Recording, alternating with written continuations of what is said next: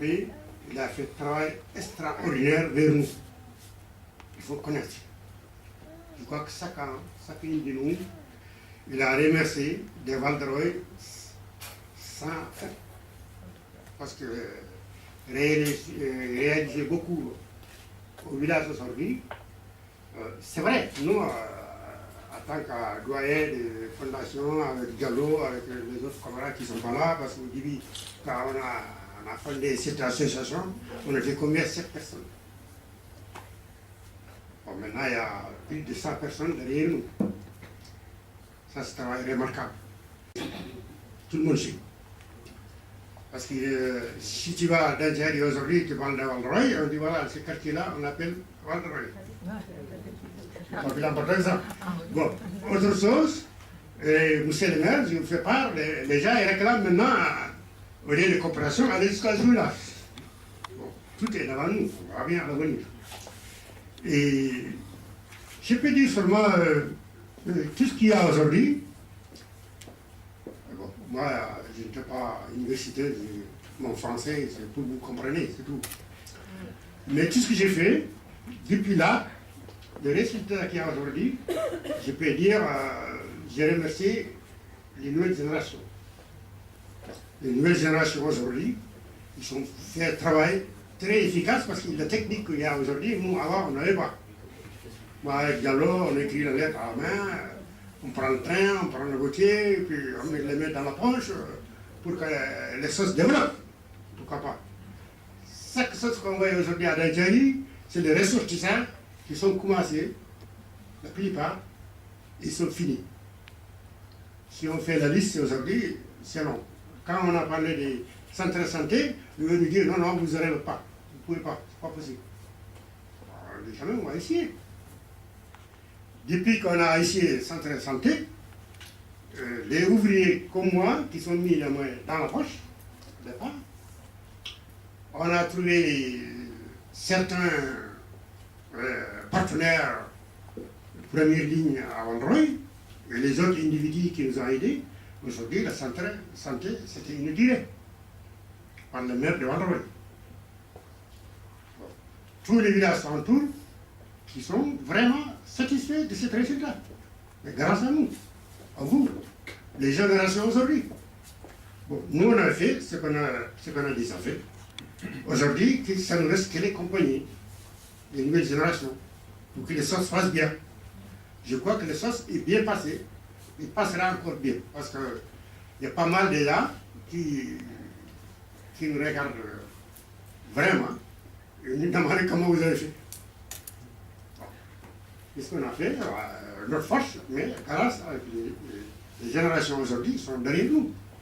Les hommes et les femmes, les villageois, tout. Si vous regardez tout au long de la film, vous avez très bien, les villageois, ils ont participé activement pour que les choses aillent dans le bon sens. Alors, moi, je dirais aujourd'hui, tout le résultat, peut-être, tout ça se fait pour moi. Je vais dire c'est pour moi. Parce que si je n'avais pas, depuis 71, de dire les gens, venez, on le fait, les choses ne se font pas. Mais si les gens n'aient pas venus, ce ne sera pas fait aussi. Donc, il y a mon côté, il y a le côté des camarades, il y a le côté des nouvelles générations, de nos fils et nos filles qui sont là aujourd'hui, et par la chose à la main. Et vraiment, pour vous dire, personnellement, moi, je suis très fier, je suis content des résultats qu'il est en train de faire. À mon avis, ça va continuer. Bon, après parler des gens qui sont bien expérimentés, je ne veux pas être tenir par très longtemps, seulement pour vous dire, je suis vraiment fier de la situation. Je vous remercie. Je sais que votre temps est précieux, et je voulais exprimer ici publiquement gratitude et toute notre reconnaissance pour les bienfaits que les habitants de Val-de-Reuil et vous-même prodiguez à notre village. Parce que, qu'est-ce qui pourrait rapprocher Val-de-Reuil et Djari? Val-de-Reuil, c'est au fin fond de la Haute-Normandie.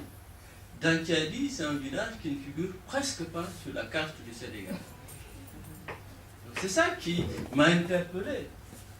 je préparais cette conférence, je me dis, mais qu'est-ce qui pourrait animer des habitants de Val-d'Reuil de manière désintéressée à venir aider un village comme Dantiadi?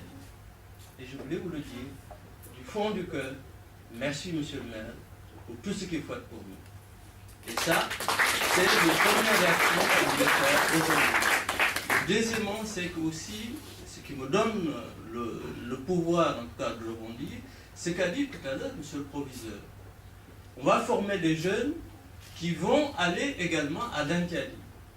C'est-à-dire cette éducation au développement. Parce que je rencontre beaucoup de jeunes de la deuxième génération, des fois un peu désorientés, qui ont perdu ce qu'on appelle le sens des valeurs.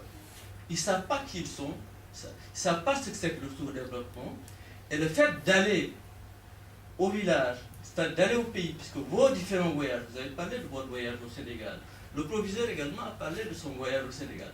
Dès qu'on va là-bas, eh bien, on est, je dirais, imprégné. On ne sait pas ce que c'est que le sous-développement jusqu'à ce qu'on y va. Et c'est un choc. C'est un choc extraordinaire. Et en même temps, on se dit, mais qu'on a beaucoup de chance aussi à pouvoir vivre en France, dans ce pays où les gens se plaignent tout le temps, mais ils ne savent pas qu'on a accumulé, je ne dirais pas des privilèges, mais on a accumulé une chance extraordinaire de vivre dans ce beau pays. Et on a tout le temps ces jeunes aussi, devant les immeubles, qui crachent des fois, qui ne savent pas ce qu'ils veulent. Donc cette éducation au développement, cette modestie, cette façon de revoir les valeurs de la vie, c'est aussi votre préoccupation essentielle. Et je voulais vous remercier également de privilégier cela. Je voulais également, deuxièmement, vous remercier aussi d'avoir privilégié cette valeur de la diversité et de l'égalité dans votre collectivité, puisque vous venez de vous annoncer qu'il y a un élu, M. Diaye, qui va faire partie de votre... Ce n'est pas seulement de la symbolique. Ça veut dire qu'au moment où un certain nombre de groupements nous taxent de singes, c'est-à-dire nous dénient la valeur d'être humain, vous avez choisi de nous tendre la main, de nous considérer, de nous dire que nous sommes des êtres humains. Il y a ces jeunes qui auraient pu rester à Rouen, qui ont choisi d'aller avec des conteneurs à Dantiadi. C'est ça, c'est cette valeur-là qui m'a beaucoup touché. C'est-à-dire revenir, c'est ça aussi au cœur de la solidarité, c'est de dire que, au-delà de ce qui nous divise, ce qui nous unit est plus fort, c'est-à-dire la qualité d'être humain. Il y a des gens qui sont d'humbles besoins. Je ne peux pas être heureux dans ma vie si je ne pense pas aux autres. Donc, monsieur le maire, merci d'avoir placé l'individu au cœur de votre préoccupation. Et je vous souhaite de bonnes chances pour votre échéance à venir. Et justement, quand je préparais cette conférence, je me suis dit, mais comment aborder le sujet? Parce que vous m'avez donné toutes les armes et les billes pour pouvoir l'aborder. Et tout simplement, les sujets classiques, c'est des fois on se dit, mais qui parle, devant qui parle-t-on, et pourquoi on parle? Moi, tout simplement, je suis né à Dantiadi. Et je vis depuis 43 ans en France. J'ai fait toutes mes études ici. Mais ce n'est pas parce que je suis resté longtemps en France que je vais me désintéresser. Je vois également Abbas Diallo qui est là, qui est dans des associations culturelles, qui milite à la fois pour le Sénégal et pour le bien, la cohésion sociale ici. Tout en étant ici, on se préoccupe à la fois de l'aspect citoyen, c'est-à-dire qu'on vit en France, on doit se préoccuper également de ce qui se passe, mais également on doit se préoccuper de ce qui se passe au pays. Et en ce qui le concerne, justement, cette éducation à la culture, je baigne dans une ambiance où, en tout cas, il y a plusieurs formes de solidarité dans mon pays. À cette différente solidarité. Mais moi, je vous remercie. Attendez, laissez-moi, je vais avoir tout le temps de vous remercier parce que, d'abord, je vais vous serrer la main, et parce que ce que vous avez dit est remarquable. Et c'est vrai que, vraiment, vous m'avez ému par ce que vous avez dit, parce que je pense que Val-d'Reuil, la caractéristique première, c'est qu'on arrive à vivre tous ensemble. Je ne dis pas que c'est la France, je l'appelle souvent comme ça, où tout va pas bien, et je ne dis pas qu'il y a de l'emploi pour tout le monde, que tout va bien, mais où tout le monde vit dans les mêmes lieux, les mêmes écoles, les mêmes collèges, les mêmes rues. et se connaît. Je vous connais, vous me connaissez, et depuis très longtemps. Je peux même vous dire presque, on peut faire des croix sur le sol à l'endroit où on se croise avec M. Ngam. Tellement on voit où on est à peu près. Et ça, c'est très important et c'est très bien. Et je voulais rendre hommage aussi à Aminataba, qui a été notre collègue pendant 6 ans, qui est une jeune fille où c'est tout à fait exemplaire son parcours, parce que sa maman travaillait à la mairie, Madame So, qui nous a quittés malheureusement dans un accident. Et elle, sa fille, elle ne travaille pas à la mairie, elle était élue de la République dans la mairie. Et ça, je trouve que ce sont de belles choses. Vous me disiez qu'à Dantiadi, pourquoi aider Dantiadi? Vous savez, quand on arrive à Dantiadi, la communauté des ressortissants de Dantiadi est si forte que quand on arrive à Dantiadi, on est reçu par des ministres. On est reçu par le ministre de l'Éducation nationale. Alors, nous, on n'est pas capable de mettre un ministre pour vous recevoir, monsieur Ba. Donc, c'est à Dantiadi que vous êtes les plus forts. Bravo. Hubert Jutou, qui est le vice-président de la CAS. La CAS, c'est la communauté d'agglomération Seine-Heure. Le maire. Qui est en même temps le maire de Haute-Bouville. C'est une ville qui n'est pas loin de Val-d'Oreuil. Donc, monsieur Jutou, nous vous invitons à votre place. C'est-à-dire qu'elles ont choisi de placer l'individu au cœur de leurs préoccupations.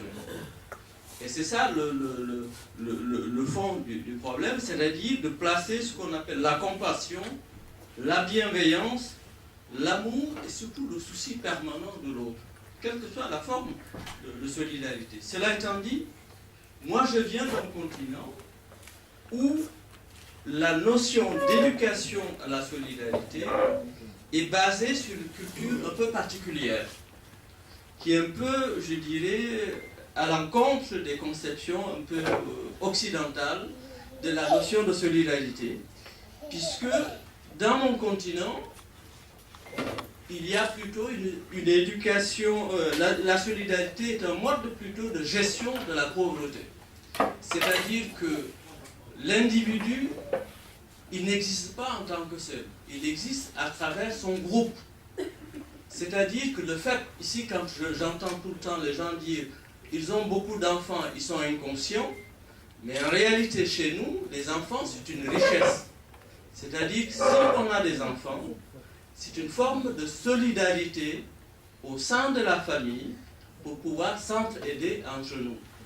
C'est pour cette raison d'ailleurs, quand M. Ngam parlait tout à l'heure de l'expérience des immigrants, ils sont au cœur de ce dispositif d'éducation à la solidarité, c'est-à-dire qu'il y a une partie de la population, puisque nous sommes originaires d'une contrée très pauvre, il y a une partie qui va s'expatrier, qui va, je dirais, sacrifier pour le compte de la famille.